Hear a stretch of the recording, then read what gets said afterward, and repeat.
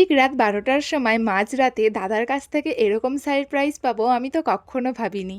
৩১শে মে ছিল আমার জন্মদিন। ঠিক তার আগের দিন রাতে আমি মোটামুটি যেমন ১০টার মধ্যে ঘুমিয়ে পড়ি সেভাবেই ঘুমিয়ে পড়েছিলাম। তারপরেই দেখি মাঝরাতে দাদা হঠাৎভাবেই আমাকে ডেকে বলল কেক কাটতে হবে। আমি তো ঘুম থেকে উঠে ভাবলাম কি দেখছি রে বাবা, স্বপ্ন নাকি? তারপরে দেখলাম না, এটাই সত্যি। মা দাদার সাথে তো কেক কাটিং করার পর পরের দিন সকালে উঠে প্রথম উইশটা আমার বাপির থেকে পেয়েছিলাম।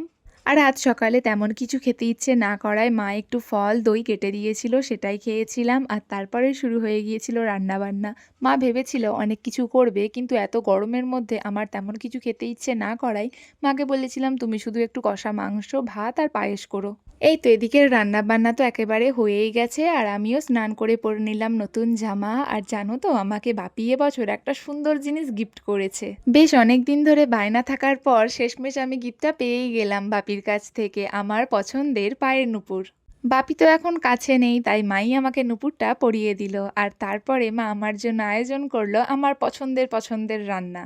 প্রতি বছর জন্মদিনে আমি বাড়ির সাথে ভীষণ মজা করে কাটাই, এবছরও তার ব্যতিক্রম হয়নি। আমি ভীষণ মজা করেছি, ভীষণ আনন্দ করেছি। সো এভাবেই কাটলো আমার জন্মদিনের সারাদিন। টাটা।